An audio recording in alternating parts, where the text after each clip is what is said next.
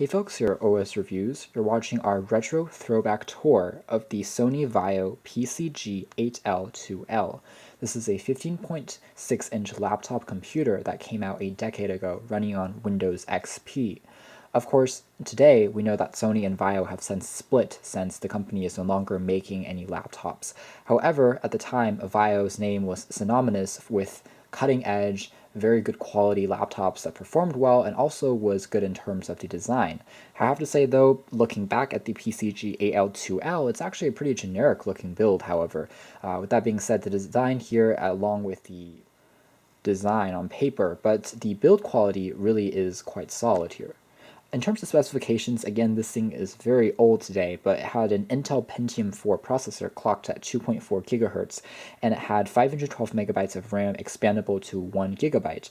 There's also a 40 GB hard drive on board, along with a full DVD reader that you could use to burn, as well as read any software, as well as movies when on the go.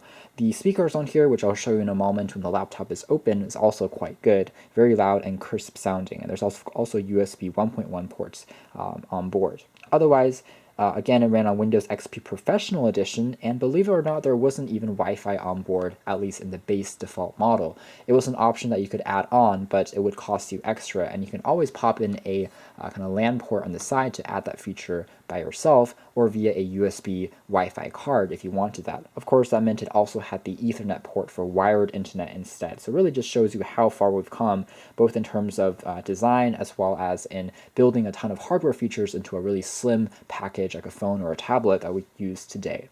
The screen resolution, it was a 1200 by 700, pretty standard at the time. There was a serial port again, and interestingly enough, the aspect ratio of the screen is kind of interesting as well. It's not really the typical widescreen we find on a lot of 15-inch laptop. It's more boxy and similar to a lot of IBM computers at the time, which meant that web browsing was easier. Same thing with word processing. All of those more business-oriented tasks were a lot better. But for playing back movies, it's not quite as good as a widescreen display. But in my opinion, I think that this aspect ratio closer to 4:3 is still a lot more suitable for most tasks. It's what you'll find on an iPad, for instance, here in 2017.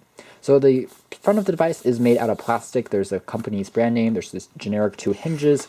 If you look on the bottom here, just a very simple latch to open things up, and you can really tell the size of this laptop. It's also quite hefty. Despite not having a battery protruding on the sides, it does weigh quite a bit when you're traveling. Here's the aforementioned DVD socket that you'll use for playing back any media discs. And if I zoom in a little bit, that should show up.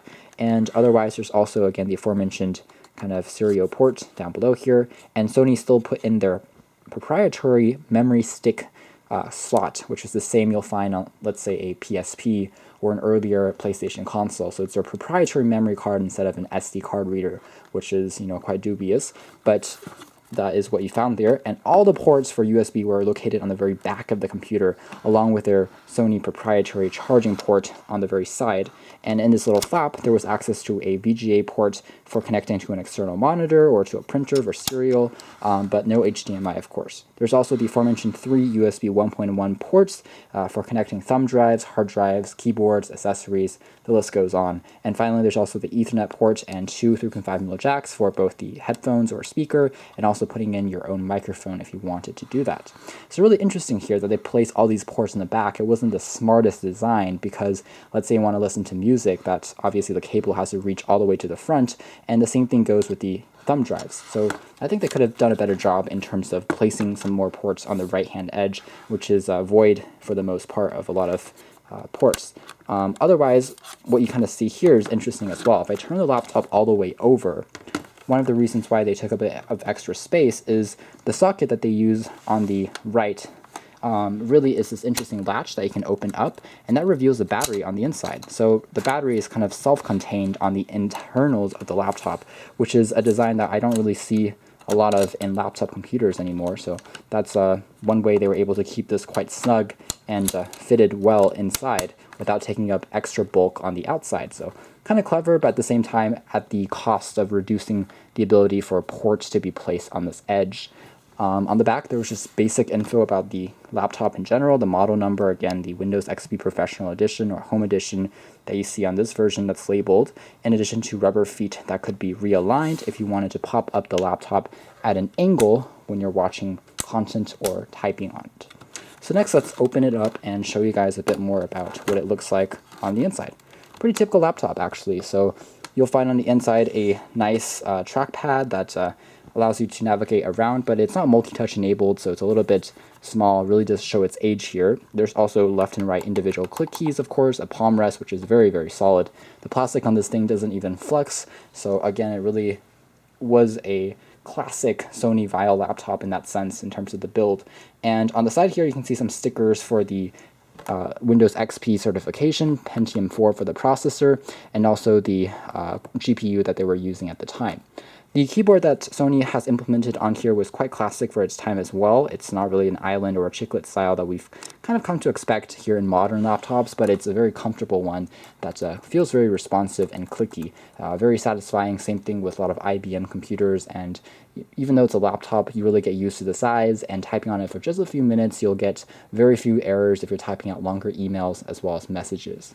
Above here, I have access to the aforementioned speakers, which again are quite rich sounding despite belonging on a computer opposed to a standalone speaker set, so that was quite impressive. And the side here also features an array of LED lights for indication for power and also for hard drive usage, sleep mode, and a power on-off switch. Here we have the display itself with the Sony logo, pretty standard stuff. And if we scroll all the way up, there's also the Vaio brand name. Once again, there is no webcam found on this because, again, this is quite an old laptop. So some of those more modern touches were actually not found on this version just yet.